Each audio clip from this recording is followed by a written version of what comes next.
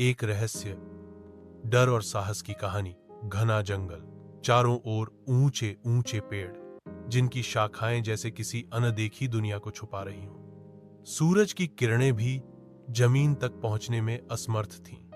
यही था कुलधार का जंगल, एक ऐसा इलाका जहां स्थानीय लोग दिन में भी जाने से कतराते थे।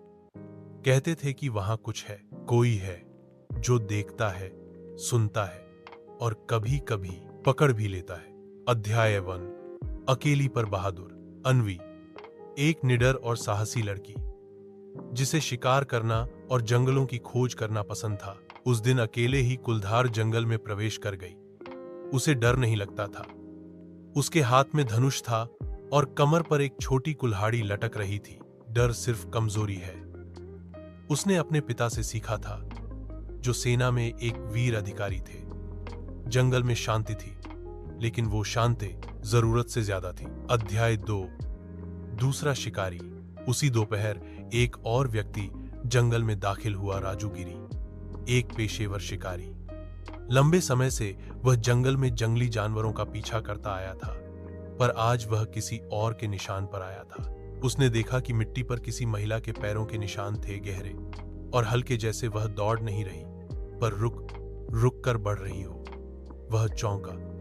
किसी और का होना जंगल में अनचाहा था। राजू ने ध्यान से जंगल के वातावरण को महसूस किया। हवा में अजीब सी नमी और एक सड़न की गंध थी। ये सामान्य नहीं है, उसने खुद से कहा। अध्याय 3।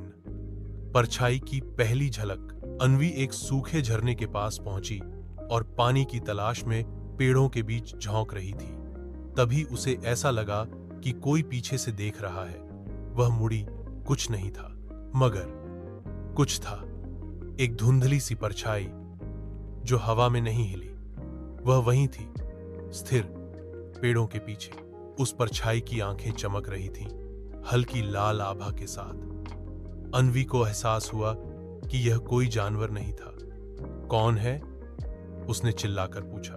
जवाब में केवल पत्तों की सरसराहट थी। अध्याय 4। मिलन और भय। राजू ने अन्वी की आवाज सुनी और दौड़ता हुआ उस ओर गया। दोनों की मुलाकात हुई। अन्वी पहले तो चौंकी, फिर राजू की आंखों में ईमानदारी देखकर थोड़ी शांत हुई।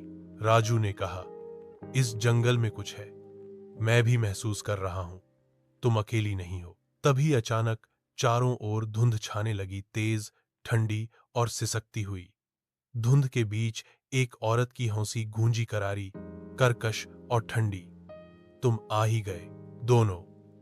End of 2 herb. अध्याय 5। चुड़ैल का रहस्य। राजू ने अपने दादा से एक पुरानी कहानी सुनी थी, कुलधार की चुड़ैल की। कहा जाता था कि कई साल पहले एक युवती को गांव वालों ने जादू टोना करने के आरोप में जिंदा जला दिया था। उसकी चीखों ने जंगल को श्रापित कर दिया। उसकी आत्मा आज भी उसी जगह भटकती है। दादा कहते थे, जहां वो मारी गई थी, वह युवाओं को अपनी ओर बुलाती है, फिर उनका जीवन छीन लेती है। अन्वी को समझ आ गया कि उन्होंने उसी का सामना किया था। अध्याय 6। शिकार उल्टा पड़ गया। धुंध घनी होती जा रही थी।